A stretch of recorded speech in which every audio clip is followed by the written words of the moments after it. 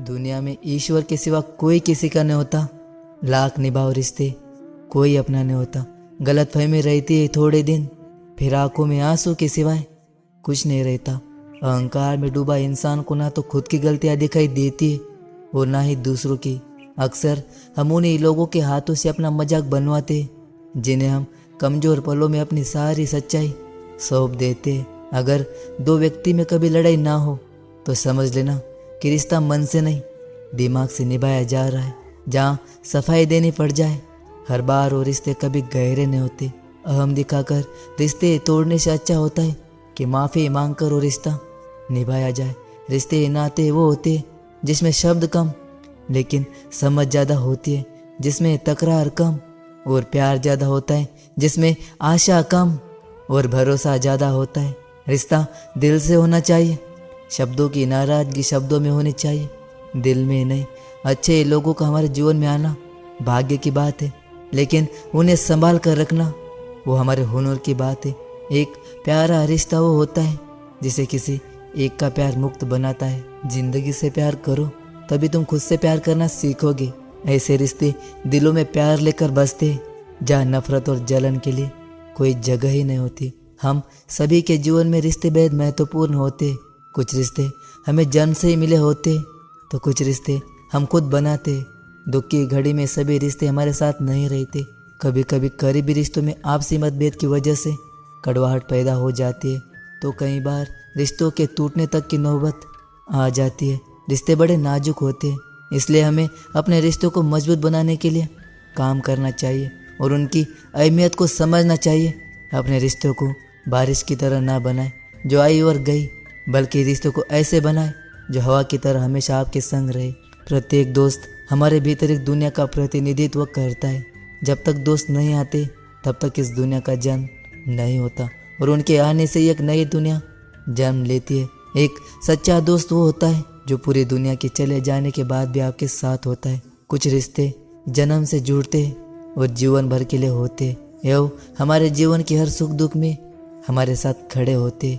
वहीं कुछ रिश्ते ऐसे होते जिनसे हम भावनात्मक रूप से जुड़े रहते और जिनके होने से ही हर मुश्किल एवं चुनौतियों का मुकाबला करने की हिम्मत आती है और आगे बढ़ने का प्रोत्साहन मिलता है। हमारे जीवन चक्र को आसान और सफल बनाने में हमारी मदद करते। इसलिए हम सभी को पूरी ईमानदारी और सच्चाई के साथ अपने जीवन के रिश्तों को निभाना चाहिए। चाहे वो माँ बाप का रिश्ता हो, पति पत्नी का रिश्ता हो, भाई बहन का रिश्ता हो या फिर दोस्ती का ही क्यों ना रिश्ता हो, हमेशा इन रिश्तों का सम्मान करना चाहिए और इनकी अहमियत समझनी चाहिए एवं रिश्तों को मजबूत बनाने के लिए प्रयास करते रहना चाहिए। कोई भी रिश्ता बनाना इतना आसान है जैसे मिट्टी पर मिट्टी लिखना, पर उसे निभाना उतना ही मुश्किल है जैसे पानी पर पानी से पानी लिखना। यदि आप प्यार करने के लायक बनना चाहते हैं तो प्यार करो और प्यारे बनो। हो सकता है कि लोग आपके द्वारा कहे गए शब्द भूल जाएंगे, लेकिन वे यह बात कभी नहीं भूलते कि आपने उन्हें कैसा महसूस करवाया।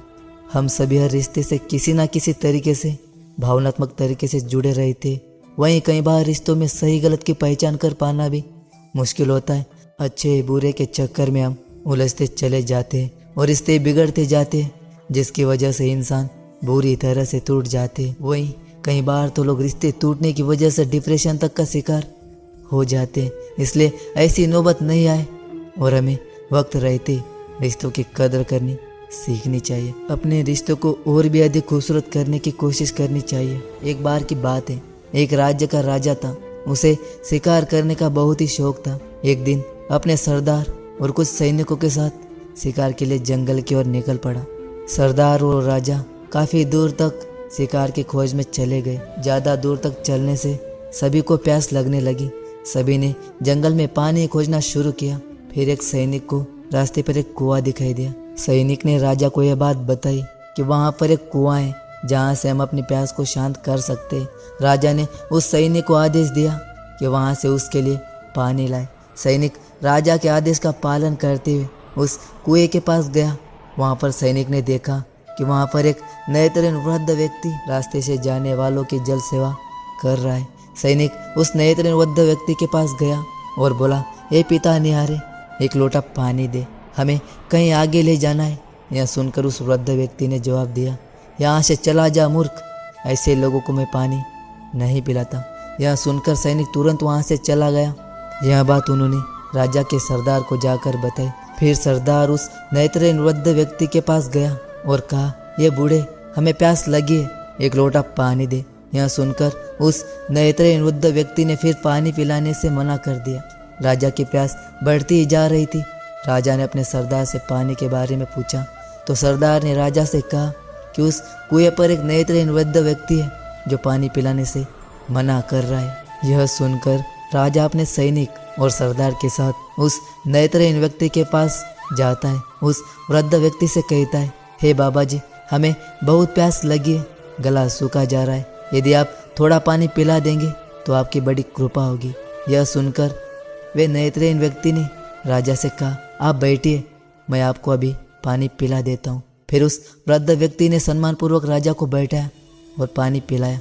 पानी पीने के बाद राजा ने उस वृद्ध व्यक्ति से पूछा कि आपको कैसे पता चला कि यह सैनिक और सरदार है और राजा मैं हूँ? तो इसका जवाब उस व्यक्ति ने बहुत ही अच्छे शब्दों में दिया।